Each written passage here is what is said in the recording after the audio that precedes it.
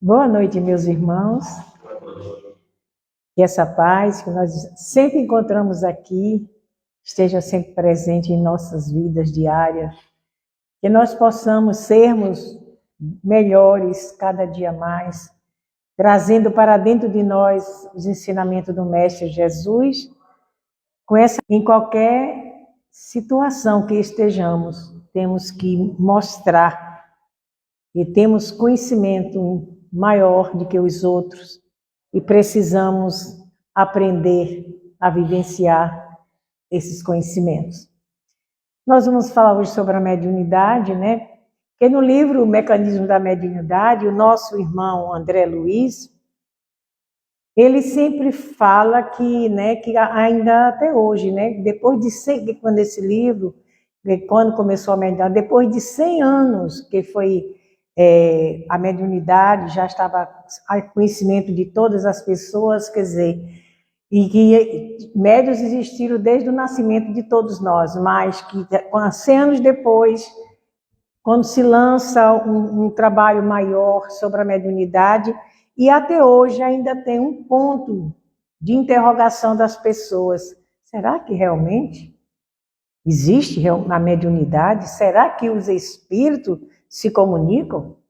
A maioria das pessoas, dependendo do seu segmento religioso, acha que não, que nós vamos passar o tempo de repouso absoluto até o juízo final, quando será revelado quem vai se salvar ou quem não vai se salvar.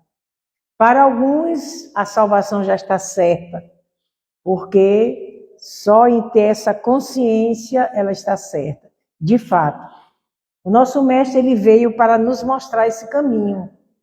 É o caminho da salvação mesmo, porque não depois da morte, mas uma salvação antes de nós estarmos no mundo espiritual. Ele veio trazer a mensagem para que nós pudéssemos compreender a importância que é seguirmos as suas pegadas.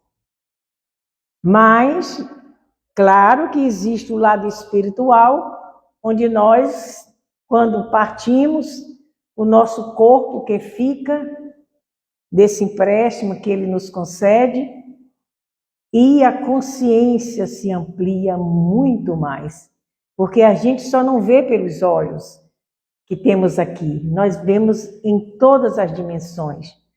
Quando a consciência ela se amplia, nós vamos compreender que não existe melhora se nós não tivermos trabalhado essas melhoras. Então, nós seremos sempre o que somos aqui. O nosso Mestre Jesus também nos afirma que nós não podemos dar ao outro aquilo que não queremos dar para nós. Então, o ponto fundamental do Mestre é nos mostrar isso. Quanto nós observamos espíritos milenares ainda que estão com sentimentos de vingança, sentimentos de ódio, não quer de maneira alguma mudar esse sentimento. Então, quando a gente retorna, vai ver que é mais diferente. Se o mal que nós não fizermos ao outro, nós temos que entender que muitas das vezes nós não somos santos, não é? Essa consciência do bem, essa consciência do mal está estabelecido em nós desde o princípio, quando nós começamos a nos interrogar: o que eu estou fazendo aqui? Que sentido tem as religiões? Que sentido tem a vida? O que é que eu posso fazer de melhor? Então, daí o espírito ele começa a modificação de uma busca, não uma busca fora externa, que é o nosso trabalho, a nossa labuta, as nossas vidas, as nossas dificuldades, não, algo que nos envolva intimamente. E a doutrina espírita chegou como esse consolador, trazendo para nós, de todo o nosso coração, a alegria de vermos que a vida continua, Da mesma forma que nós estamos aqui, estaremos no mundo espiritual e vamos trabalhar em direções diferenciadas, momentos diferenciados, mas a vida, sim, essa permanece. Então, o livro dos médios, falando dos médios especiais, nós sabemos que tem várias qualidades mediúnicas. Nós temos uma imensidão que sempre se renova de acordo com a nossa disciplina. Para os médios, o mais importante para nós é o conhecimento, o estudo, para saber, né, porque é uma ciência, que nós precisamos, como é que acontece o transe mediúnico, como é que acontece as comunicações psicofônicas, as comunicações escritas, porque no livro de Kardec é falado mais das escritas, das psicografias. Porque o meio de nós se comunicarmos, a princípio, com o estudo, foi os batimentos e tudo mais. E depois foi se percebendo, através dessa consciência além-túmulo, que era necessário saber se podia fazer de maneira diferenciada. Então, eles fizeram tudo até chegar aos médios diretamente, onde estavam em toda a parte, né? Onde existia médio, e se existia correspondência, se sabia, e era enviada as mensagens, as perguntas, e se retornava a todos. As perguntas não eram basicamente como na questão da literatura, mas era idêntica no sentido. Então, tanto aquele médio, que ele não tinha aquele conhecimento maior de intelectualidade, ele tinha, quando ele estava em incorporação, ele tinha capacidade de responder. Mas hoje nós vamos falar dos médios especiais, que nós sabemos que é o de efeito físico, e do efeito inteligente. Físico, que são as pancadas. Nós sabemos que existe voluntário, né? Tem aqueles que voluntariamente eles fazem acontecer por consciência plena do seu poder. O involuntário, ele não tem essa capacidade, porque o involuntário, ele é aquele sentimento natural da pessoa. Ele faz os fenômenos com consciência que ele tem capacidade para isso. O involuntário, ele não tem conhecimento absolutamente de como acontece. Se ele é o portador dessa mediunidade, acontece em qualquer lugar. A princípio, nós ouvíamos muito falar, né, de acontecimentos grandes nas casas, né, que móveis se moviam, os quadros se mudavam de posição, vozes também, né? Que quem trabalhou muito e que estudou muito foi o Clóvis Nunes. Ele fez pesquisas não só nos médios, em tudo que onde existia fenômenos mediúnicos maiores, assim, que chamaria a atenção, ele ia para entender e para ver. Então, ele até tem uma certa vez que nós estávamos na companhia dele, ele fazendo um trabalho sobre mediunidade, quando ele disse que os índios, que ele vai até nos índios, que a mediunidade deles, quando eles estão em transe, é altamente ostensiva, né? Eles têm um domínio assim e a questão do não só o querer, mas a questão da fé.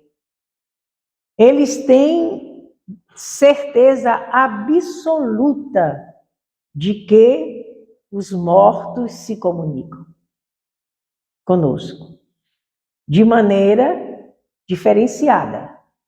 Com sombras passando, e a pessoa observa aquilo ali, outros com vozes, outros com toques, e assim sucessivamente. A questão dessa mediunidade que que você não tem a consciência na questão física, acontecia muito com crianças jovens. Os jovens, eles tinham uma capacidade imensa de entrar nesse transe sem perceber, de doação de ectoplasma, né? Ele não sabia, mas acontecia o fenômeno.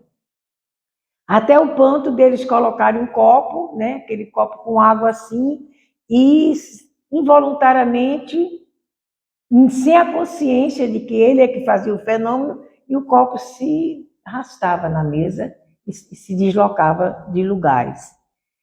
Esses estudos vieram a trazer para o mundo da ciência toda a curiosidade que tinha de saber, mas será mesmo que isso vai acontecer, que isso pode acontecer?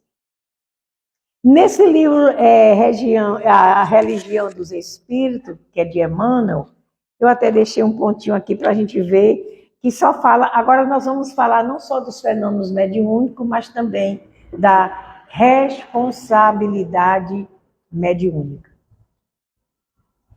Nós sabemos que os espíritos de luz, os espíritos superiores, eles têm o propósito de trazer para nós os conhecimentos. E através daqueles médios, trazer também conselhos. Sempre falando da possibilidade dessa mudança íntima que nós temos que ter. Isso aí é verdade. Porque antes era brincadeira, depois se tornou sério quando Kardec mostrou que realmente existia. Os homens que viveram na Terra voltaram para nos informar tudo o que acontecia no plano espiritual, vamos dizer. E houve muita pesquisa, né, de procurar nomes de pessoas em cidades também. Eles pesquisaram, eles foram em várias cidades onde tivesse conhecimento e pudesse, através de um outro curioso que também estava no mesmo caminho de desvendar, que não era mistério, é uma realidade desde os tempos dos Vedas, desde os tempos que o homem tomou consciência de que a vida não podia acabar no túmulo. Então ele diz assim, eu vou ler só um trechinho pequeno. No campo da mediunidade, não olvideis que o dever retamente cumprido é a bússola que te proporcionará rumo certo. Então, é quando Kardec nos mostra que, na maioria das passagens daqui, não está... o Erasto, né, e que faz, e Sócrates, que faz a análise de todos os pontos de comunicações dos espíritos, mostrando que tudo estava, vamos dizer, correto, falando na minha linguagem. A maioria desse livro traz sempre o pensamento dos dois, mais ligado a essa parte da mediunidade. É quando que ele diz que nós precisamos entender que sempre nos comunicamos uns com os outros, através até da telepatia, onde nós fazíamos como seres humanos. E você trabalha, estuda, e você pensa na pessoa, e a pessoa lhe telefona, às vezes lhe bate a porta, às vezes diz, poxa, tá com saudade de você, me liguei. Né? Tinha já essa comunicação mente a mente, mas depois veio essa comunicação. Aí eu vou dizer uma coisa que aconteceu, eu com 7 anos de idade, criança, e minha mãe estava comigo, assim, e mamãe estava na cidade do Rio de Janeiro, nós tínhamos saído daqui, né, que eu fui criada pelo meu avô, pela minha avó, e eles tinham que ir embora para a Bahia, nesse tempo era Bahia, eles tinham que ir embora. Mas ele sempre levava e trazia. Eu já tinha 5 anos que eu estava com eles, na roça, aqui em São João de Garanhuns, que se chamava antigamente. Eu sempre ali, mas quando ele resolveu ir para a cidade do Rio de Janeiro, ele achou que era mais distante de que a Bahia, e ele ia atravessar mais estados e não podia. Então ele me trouxe. Tinha 4 filhos, precisava trazer o outro, que isso não podia. Morando perto, ele ia visitar. E depois de 7 meses que nós estávamos no Rio, minha mãe estava comigo, todos os seus filhos ali, nós morávamos em Bangu, e ela viu uma sombra passar, uma sombra mesmo, de uma pessoa na parede assim, e dando adeus. Foi o primeiro momento em que ela teve contato com realmente a espiritualidade. Quando ela viu aquele adeus, ela se volta para o meu pai e diz: Edberto, mamãe faleceu. Ela veio me avisar. Como antigamente era difícil, né? Que tinha que vir telegramas, demorava bastante para chegar. Alguns dias depois chegou e foi confirmada a morte da minha mãe. Daí, a minha mãe começou a buscar o espiritismo. Ela começou a querer saber o porquê de tudo isso. E ela se tornou espírita muito mais depois de mim. Eu nunca liguei. Eu tinha medo dos espíritos. Quando eu fiquei grande, cresci, eu tinha medo dos espíritos. Eu não gostava nem que falassem espírito. E ela sempre na doutrina espírita, sempre. Até quando eu completei 14, 15 anos, aí ela começou a levar a gente, trazer para o conhecimento, mas eu sempre muito ferrenha, fechada. Para mostrar a vocês que os sinais são mostrados. A mediunidade, ela é inerente a todos nós. Porque se nós não temos essa consciência, mas os espíritos nos envolvem. E nós temos obsessões. Nós somos, às vezes, nessa irradiação maior, que chegam até a sugar as próprias energias de nós. Então, quando eu entendi, aí eu tinha vontade de querer, mas sempre sem querer. Mas Deus sempre mostra o caminho para nós, né? E eu, a partir dos 14 anos, começou o desenvolvimento da mediunidade, sem saber de nada, sem entendimento nenhum. Eu quero dizer isso para vocês, para mostrar que a mediunidade, ela tem que ser não desenvolvida, como fala, desenvolvimento da mediunidade. Não é o desenvolvimento, é a educação da mediunidade.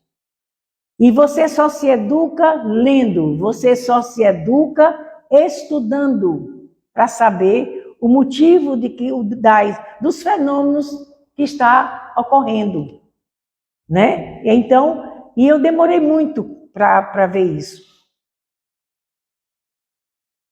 A mediunidade, como tem no livro mesmo desse, deixa eu ver como é o nome, é Diálogo com as Sombras.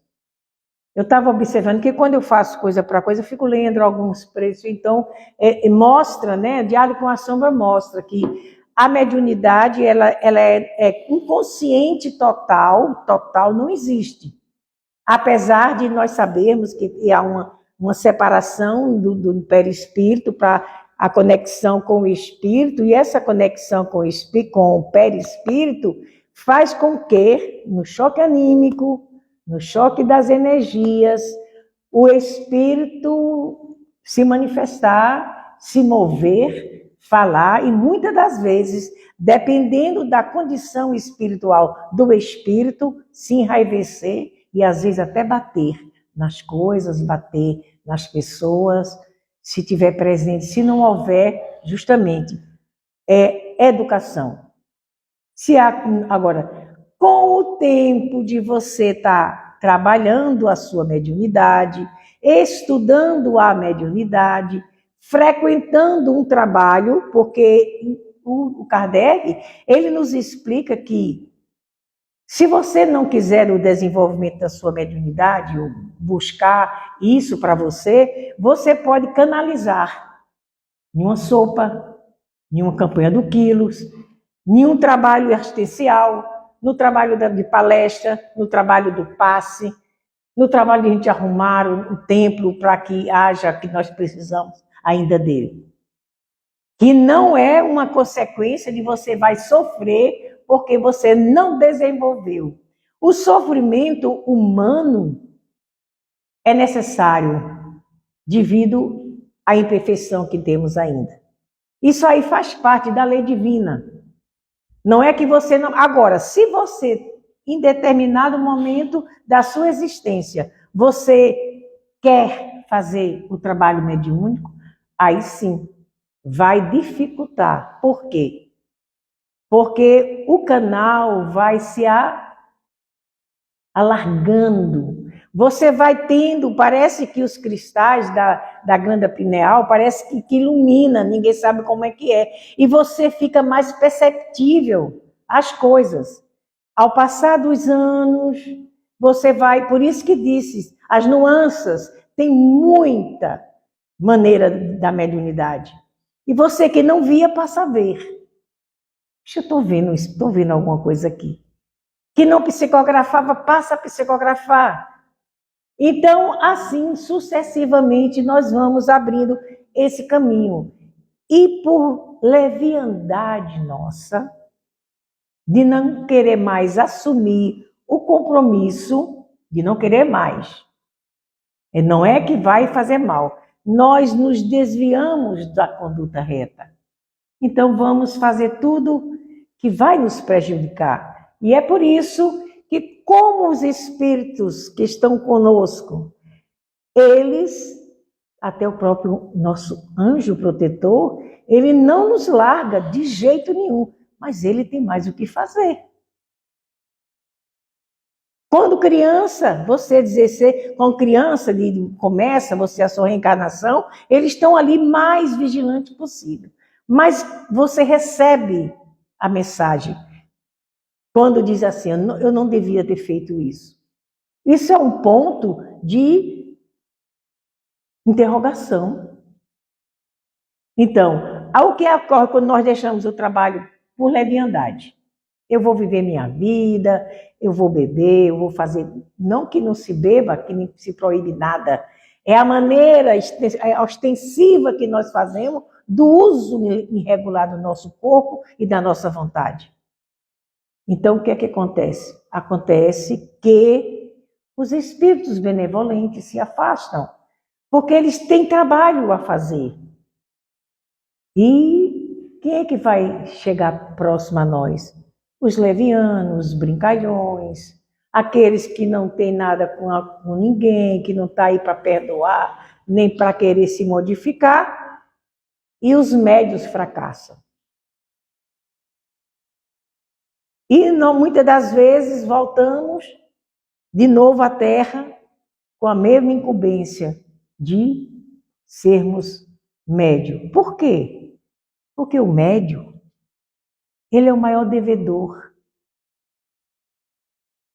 Ele precisa tanto de ajudar a quem ele feriu, a quem ele machucou, e aquilo que ele nem conhece, devido à sua má conduta no passado, que ele fica, como o Chico, né? Chico é a mediunidade completa de tudo, né? E nós estamos caminhando. Às vezes as pessoas olham para uma pessoa que é médio e acham que o médio sabe de tudo. E tem gente que acha que sabe mesmo. Bom, nós sabemos que existem pessoas que têm mediunidade, lógico, e usa a mediunidade para trabalhar em seu favor. É um direito, é um livre-arbítrio. Mas dá de graça o que de graça recebe. Se você é um bom advogado, seja advogado e com essa sua profissão se honre. Cresça, evolua, que você está como missionário daquilo que você faz. O médico, que é um dos fatores que pode se elevar também, se tiver dentro de si também esse sentimento de ajudar. É lógico que ele precisa se manter, é lógico que ele precisa crescer na sua profissão, mas tem muitos que viram mercenário, tem muitos que viram comerciante. Então, a sua inteligência está sendo voltada para esse trabalho. Também vai ter as consequências que tem. O médio leviano, que médios e médios. Tem os médios, por isso que diz que tem os médios interesseiros, como tem as pessoas que também são interesseiras em relação ao médio. Porque se o médio é médio, então a gente vai ver se a gente ajeita, né? Aqui no Bezerra a gente sempre fala, não existe primeiro nem segundo, existe tudo misturado, porque são todos iguais. Tem médios com mais tempo de mediunidade. Isso não quer dizer que ele é melhor, quer dizer que ele deve mais. Então ele precisa, quanto mais trabalhar para o bem, ele está trabalhando para si mesmo. Então, no meio de tudo, nós ainda temos o nosso ego, porque ele não morre totalmente. E quando diz assim, anular totalmente o ego e fazer da vida humana, que diz os nossos irmãos, né, que tem a religião mais assim, principalmente os orientais, anular totalmente o ego, fazer da vida humana uma vida divina. Isso aí é tempo que nós vamos ter que levar para, de fato, acontecer, porque vai acontecer. Por quê? Está escrito pelo próprio mestre, não vai se ovelhas não vão se perder. Então, se não se perde, nós vamos todos regenerarmos, vamos encontrar esse trilho da libertação de nós mesmos. Quem trabalha na mediunidade, você observa muito os espíritos, né? Como são.